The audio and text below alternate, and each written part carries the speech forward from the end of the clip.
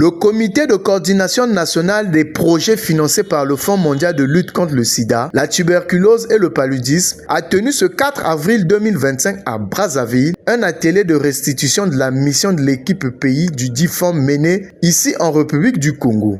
Cette occasion a révélé qu'une rupture immense s'annonce des antirétroviraux due au non-respect des engagements de l'État congolais vis-à-vis de ce Fonds mondial de lutte contre ces pathologies précitées. Cette activité a été supervisée par Madame Esmo Valérie Maba Munkasa, présidente du comité de la dite coordination, qui a lancé un cri de cœur auprès des plus hautes autorités du pays sur la question du décaissement de la partie congolaise concernant ces projets. Mon message d'aujourd'hui se concentre sur un point essentiel, au cœur de la mission de l'équipe pays du Fonds mondial, qui séjourne dans notre pays depuis le 30 mars et repart aujourd'hui à Genève. Il s'agit de la concrétisation de décaissement des fonds de la contrepartie dont les dossiers sont en souffrance au niveau du Trésor public depuis décembre 2024. La contrepartie est un engagement que tous les pays bénéficiaires des subventions du Fonds mondial prennent pour marquer leur engagement dans la lutte contre les 3 pandémies.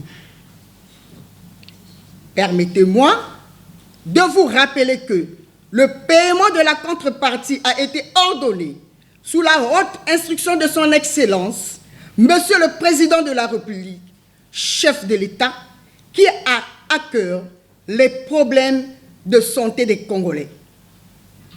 Nous aimerions comprendre pourquoi cette instruction présidentielle n'a pas encore été concrétisée, mettant en péril les subventions actuelles du Fonds mondial, qui seront réduites de 15%.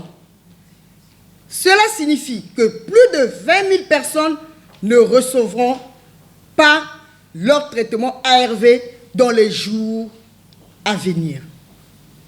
Plus de 4 000 tuberculeux n'auront pas leur traitement. Et 20% de la population congolaise n'auront pas accès aux campagnes de distribution de moustiquaires imprégnés. Nous, société civile, saisissons cette occasion pour lancer l'alerte sur la santé des Congolais. Si notre cri d'alarme n'est pas entendu et que le Fonds mondial réduit les subventions, nous n'aurons d'autre recours que de manifester.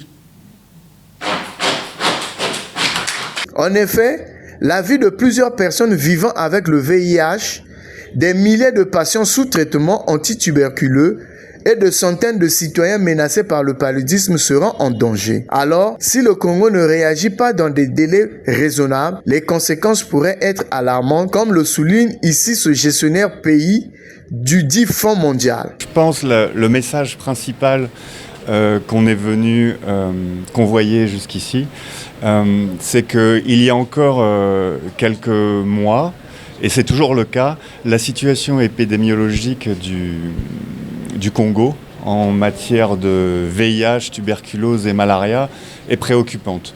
Je ne vous assommerai pas avec les chiffres, mais par exemple pour le VIH, la République du Congo a la 2e incidence de toute la sous-région d'Afrique de l'Ouest et du Centre et le 2e taux de mortalité. Donc c'est une situation préoccupante que nous avions déjà mentionnée.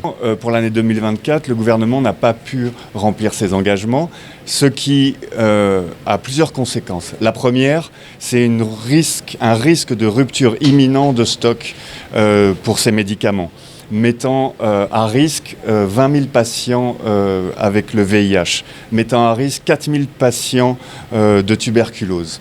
Et la première rupture, le premier manquement en termes de produits de santé, c'est pour la prochaine campagne de distribution de moustiquaires où 20% de la population congolaise ne pourra être couverte, principalement à Brazzaville. La règle au Fonds mondial, et c'est la 2e conséquence, si cet engagement n'est pas respecté, ce sont 11 millions d'euros que le Fonds mondial ne pourra pas donner à la République du Congo. Et la dernière conséquence qui est préoccupante, c'est qu'il n'aura échappé à personne que le monde de l'aide publique au développement est en plein bouleversement.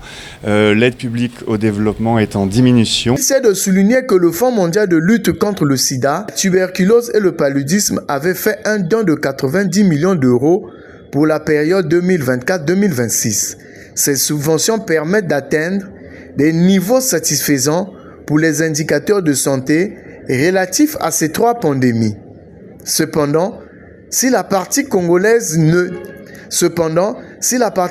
n'intervient pas à point nommé, cette amélioration de la situation sanitaire connaîtra un coût.